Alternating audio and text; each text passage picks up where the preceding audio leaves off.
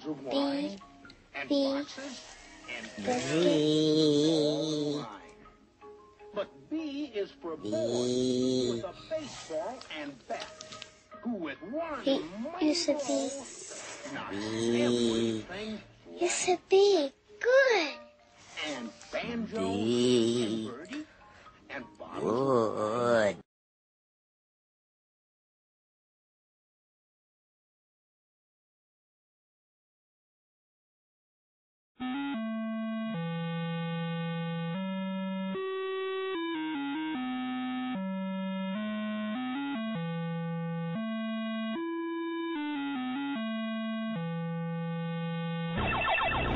E.T. the Extraterrestrial is an adventure video game developed and published by Atari Incorporated for the Atari 2600 video game console in 1982. It is based on the film of the same name and was designed by Howard Scott Warshaw. The object of the game is to guide the eponymous character through various screens to collect 3 pieces of an interplanetary telephone that allows him to contact his home planet.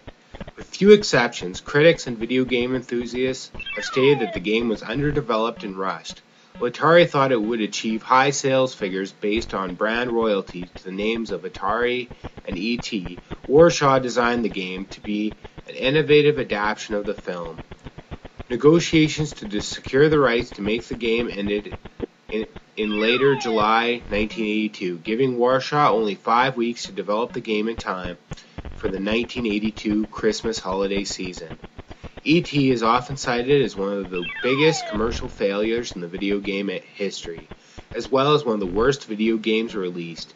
The game is frequently cited as a contributing factor to Atari's massive financial losses during 1983 and 1984, and an unspecified number of unsold copies of the game are said to have contributed to the video game industry crisis of 1983.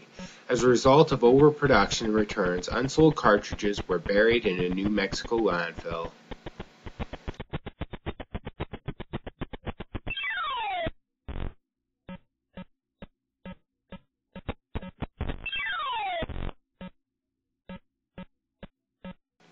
The object of the game is to collect 3 pieces of an interplanetary telephone. The pieces are found scattered randomly through various pits. The player is provided with an on-screen energy bar, which decreases as time passes. To prevent this, the player can collect Reese's Pieces, which are used to restore energy of the character.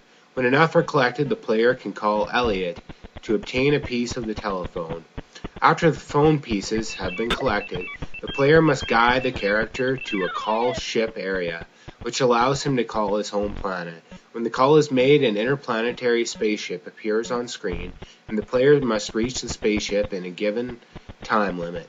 Once the spaceship is reached, the game starts over, with the same difficulty level, while changing the location of the telephone pieces. The score obtained during the round is carried over to the next iteration. The game ends when the energy bar depletes or the player decides to quit. The game is divided into 6 environments, each representing a different setting for the film.